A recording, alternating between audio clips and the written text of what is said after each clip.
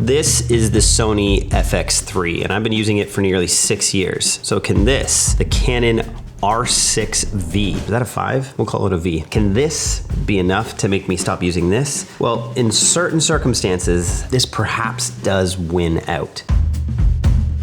But overall, it's tough. I just want to get right into this and talk about who this camera is for. Then we'll talk quickly about the specs, but I can just put some of those specs right up on screen right now. Here are all the beautiful specs. Well, I tell you what we're going to cover in this video. My experience actually using it in the field, my disappointments, which will probably piss off a lot of Canon users, and ultimately, is this enough to ever make me switch from my Sony cameras?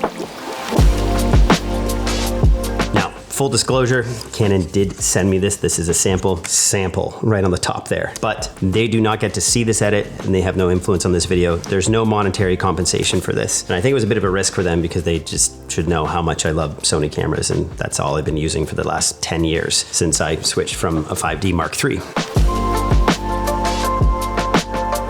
So right out of the gate, who is this camera for? I'll just say this, after all of my use and all of the specs and everything we're gonna talk about, this is the perfect camera for someone who is needing to vlog, but also shoot beautiful cinematic quality images. Someone who perhaps is new into Resolve and wants to work with RAW files or beautiful 10 and 12-bit footage, all the way up to OpenGate. I've never cared about OpenGate. It's great when you want to shoot anamorphic. And honestly, I don't get too excited about huge resolutions. I've been using the Fx3 at 4K and I've never gone, dang, you bug! I wish this was 8K. But Canon has really tried to call this a hybrid or somewhere in the middle between the RX6 Mark III and the R50 V. And when you look at the price point between those two cameras, that's a pretty big gap. It's borrowing the body and style of video first from the R50, but it's using the same sensor and giving the same specs punch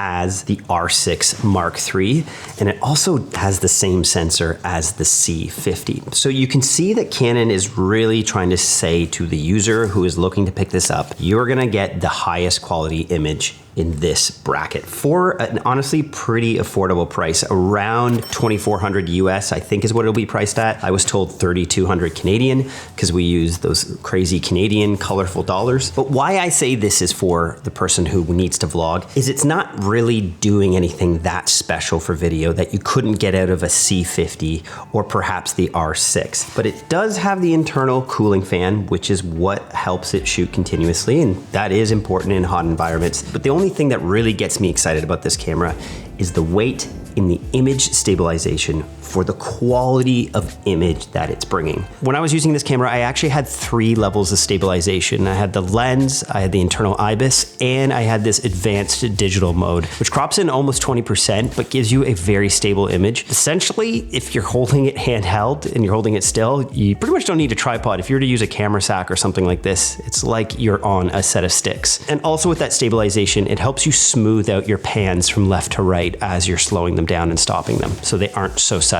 I mean, it's so stable. This is actually light enough that I could just vlog holding it. If you're walking slow or tracking or letting your arms bounce, you can pretty much make this feel not quite as stable as a gimbal, but very smooth. And this is around just over 2 pounds with this lens. It weighs a full pound less than my Fx3. Just picking this up, my Fx3 with the 16 to 35 G Master here feels way heavier than this 20 to 50 mil on the R6 V. You can tell I'm just terrible with Canon names. This is my first time reviewing a Canon camera since I practically started this channel. And also how many cameras there are out there. Dear God, it's endless. If you're concerned about the cameras you're buying, they're all amazing. They're all really good. There's just a few key things you really need to decide on.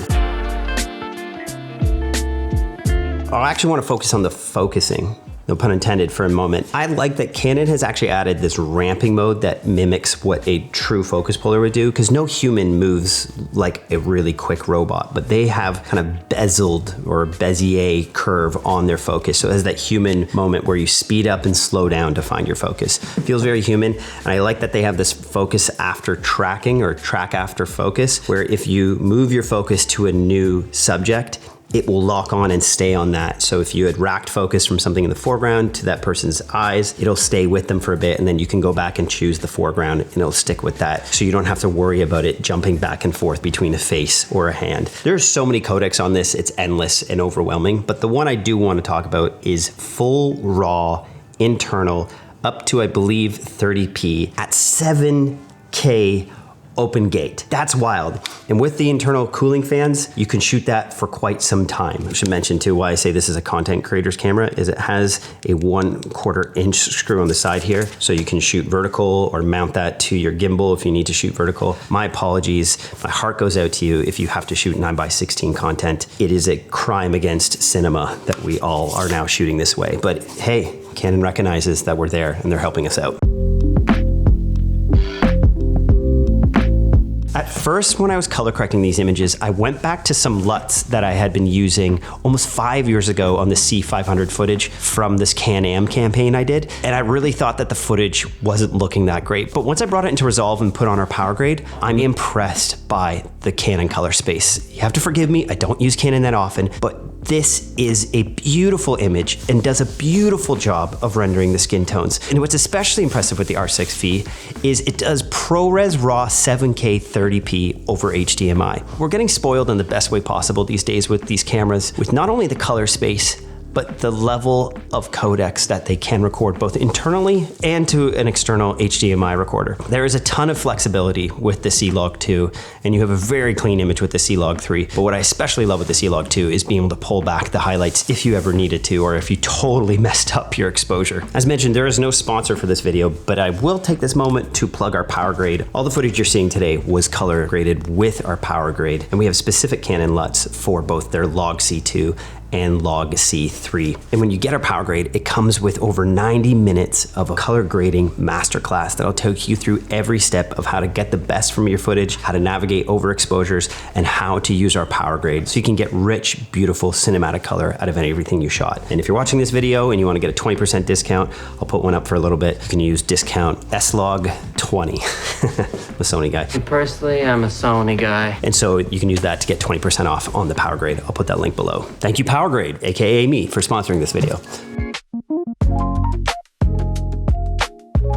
Now, my disappointments, and I have to mention that these might be the expectations of a camera in a higher price point. I understand that if Canon did too much with this, they would kill the C50, but at that point, I'm kind of like the difference between this and the C50. It's like, why not just make a really great C50 Mark II that does everything that this does, but no time code in. So for me, I can't call this a cinema camera. That's my personal line, that's my personal conviction. If you don't have time code in, if I can't lock this to another camera on a documentary set or a feature set, it's no longer a cinema camera. I have to use a tentacle sync and that becomes a whole mess. I will die on that hill. I wish Canon would have done a big 6 menu or some sort of cinema menu. You're kind of stuck in the stills world, which requires a lot of scrolling between menus to get different settings. I'm not a Canon guy, so I get lost in that menu. I just wish there was a simple, quick cinema setting because hey, if you're gonna add all this, if you're gonna have raw internal, if you're gonna go that beefed up, give the people the cinema menu. Love that Canon added a full HDMI. It's so important on a camera. I like that when I have, actually, I take that back, the classic monitor blocking the HDMI. One day they'll fix that. All these people, even Sony. Well, actually no, Sony uses less. They put their HDMI there, and so you can get by. Dear God, Nikon and Canon, you gotta fix this. Going right over top the HDMI port. So that's one of my qualms, is that that happens. Color space. I just feel that there should be something like the s-cinetone. There's no way to monitor any LUTs on this at this time. You have to use an external monitor.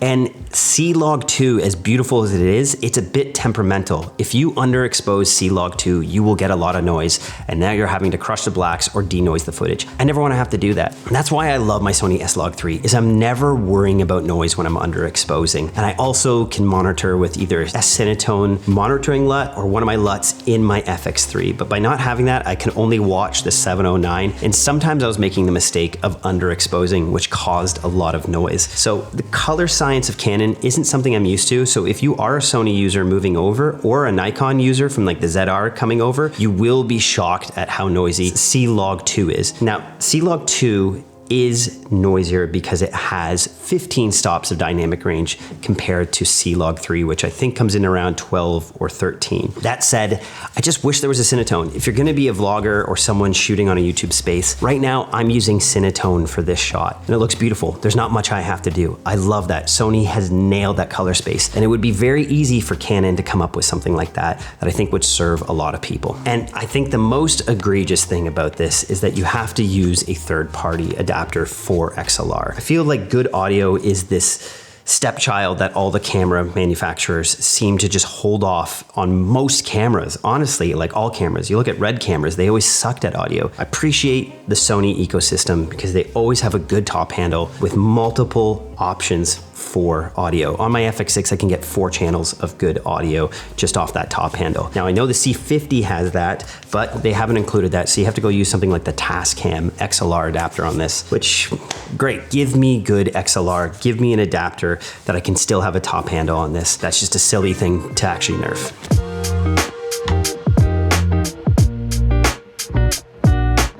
So where do I see this being used? I think it just comes down to a price point issue. There's nothing that this camera is doing that is crazy special compared to what Canon is already offering in both the C50 and the RX6. RX6, did I say? I just ate an RX bar. The R6 Mark III. Too many cameras. But what it is doing is creating an extremely light camera with front record buttons and a tally light. Oh, we're recording now. But I do find when I go into some of these briefings for cameras, there isn't much more we can do with them. It's so surprising how unimpressed I am when I hear internal RAW or 422, 4K, 120 frames. Those are great, and many cameras are doing this. But where I would consider using this, or what I wish I had in a camera like this, is just the weight. It's just so dang light. And this is an L series lens that with the camera, again, I mentioned is under 1,000 grams, which is like 2 point something pounds. This is like a great B cam, which unfortunately doesn't have time code in. So you're gonna have to use a slate, or like, again, then you're gonna have to add the tentacle to it. Just add time code in, guys. Just like we have this silly little thing here for like shutter release on photos, which it's like 2 guys are still using that for time lapse. Anyways, but at least your mic isn't gonna get messed up. Or is it? No, the mic won't get messed up. That's good, but it's the tiniest little jack for your mic. Now I'm just kind of finding little gripes. Cool camera. At the end of the day, I'm not gonna switch from my Fx3. I'm not a statistician or a measure baiter, as I call it, for the people who just get excited about the specs that a camera brings. This still does everything I need. I just wish it was a bit lighter. So it's making me reconsider still using the 16 to 35 G Master. All right, thanks for watching this, guys. Go check out that PowerGrade. I hate goodbyes, but I love cottage cheese. I really do. And I'm eating it here now. Nom nom nom. See you on the next one.